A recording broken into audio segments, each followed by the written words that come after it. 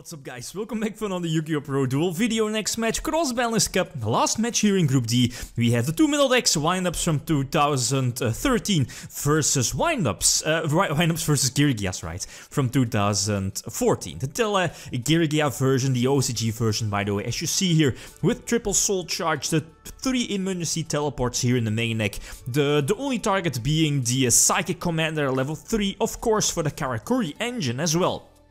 Of course, you had multiple ways to run Geargias back in those days, but the Karakuri version definitely was the fastest. But, well, you had like the small risk of running those Karakuri tuners, right? So not that optimal.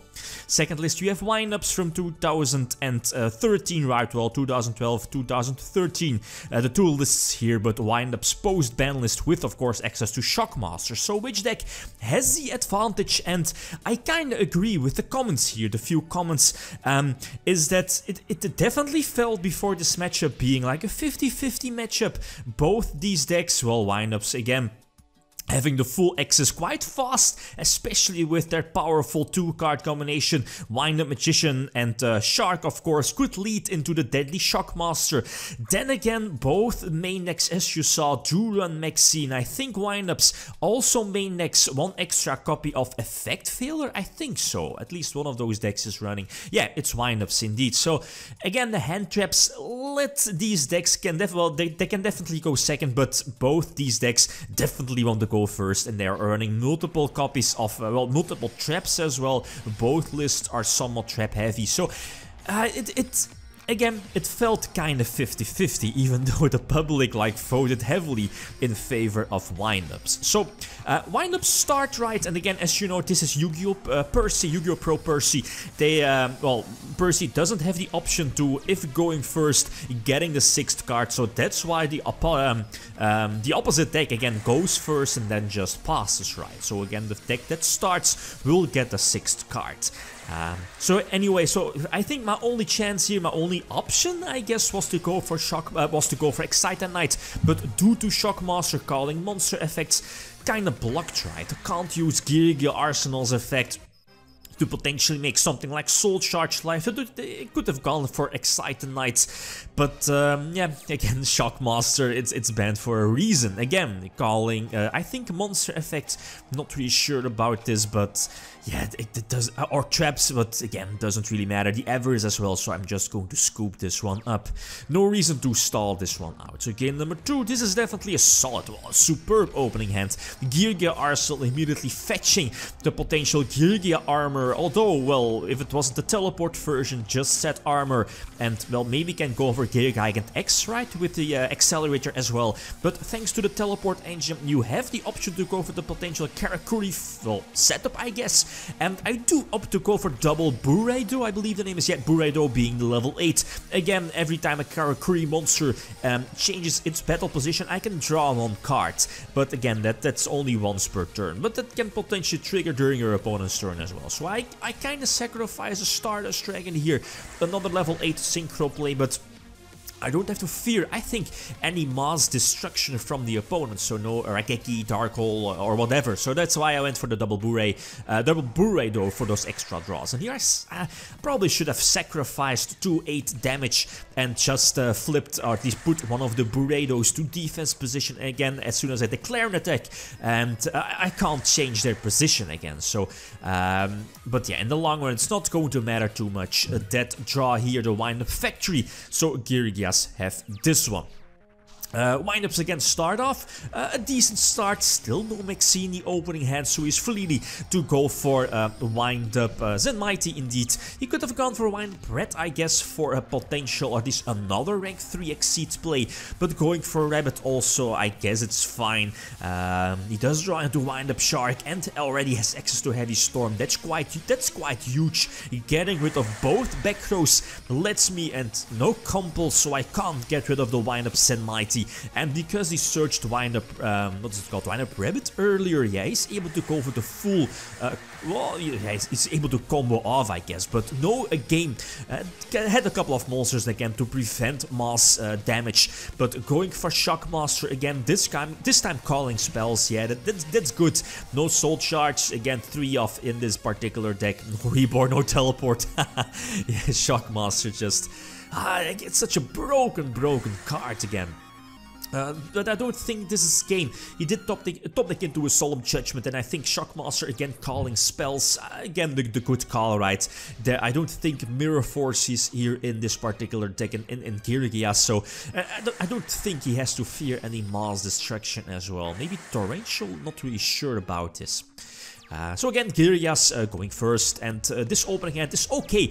I could have gone for a Geargia, what is it called, Geargia X, the rank 4 XC to get another Surge, but I was like, well, with next C and the Karakuri tuner already in my hand, I do have the potential Karakuri full combo ready for next turn, and that was kinda a certainty, especially with the next C. But he opts to Solemn Judgment, the normal summon of the Karakuri tuner, a heavy investment, but yeah, not using Solemn Judgment earlier, maybe on the armor kinda costed him. Well, again, he lost so much, right? So yeah, anyways, going for Zen mains again, but that's not going to help. So again, one of the level 3 Geargianos, I believe their names are indeed. And Berman, Gen X Ally Berman, I believe this was a day that Gen X Ally Berman got limited in the first instance. I think so. Not really sure, but I think, yeah, after this Gen X Ally Berman was a card that was limited due to the Karakuri shenanigans, etc. But I might be wrong about this. It's like a long time ago. So yeah, anyway, Karakuri is gonna attack for game, so it's going into a fifth duel of 5th game, the last game, right?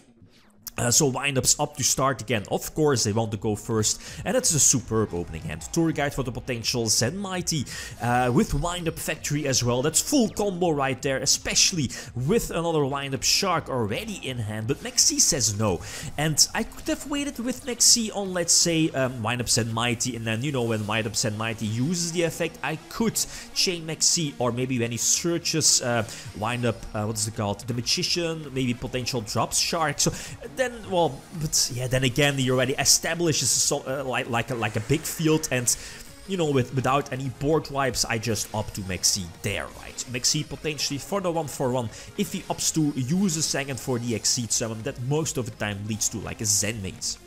No reason to attack into, well, like bottom, what is it called, Dimensional Prison, so, because I think that's like a 2 or 3 in the wind-up deck, so, at this point I thought, well, let's go for it, right? I'm so far behind, and I think I only have one potential answer here against this potential field, possible field. Not really sure if he's any out to Excite a Knight, bar maybe Solemn Judgment, or yeah, Solemn Warning or Solemn Judgment. Or yeah, Phoenix Chain, but I don't think Phoenix Chain is in the wind-up deck, but yeah. No negation, and that's how ridiculous Excite the Knight was back then.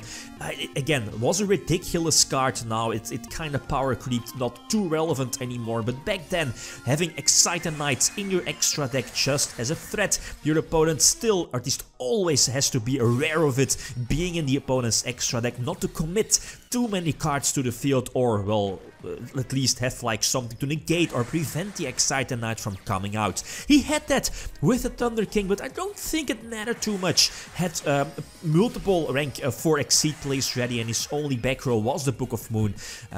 So again, yeah, the Thunder King could potentially negate it like a Surge, could have negated an Exceed summon as well, so the game would have been a little bit different if he summoned Thunder King earlier, but then again, he would have had less beat sticks, less advantage as well, so yeah, okay, whatever, right. So I think, again, we have a well-deserved winner, a good match, going back and forth, and these games kind of feel like how I felt before this matchup. Again, quite 50-50. The hand traps, very important traps as well. Phoenix Chain, Solemn Warning, prevent your opponent from establishing his board or, you know, getting those combos off. So the next matchup, we have Infernities. But, such a crazy deck as well, right? Exceed Infernities, the list you see here from Sehabi versus Blood. So that's Destiny Hero, Beatdown, Diamond 2 Turbo, with of course Dimension Fusion, Destiny Hero Plasma as well, from the OCG by the way. So again, like always, feel free to leave your prediction which deck is going to win this matchup. Blood, Destiny Hero, well, you know, like reasoning, Turbo Gate versus Infernities from 2014 indeed. Okay, guys, that's it. Thanks for watching and feel free to leave a comment or a like if you enjoyed the video. Lithium signing out. Peace.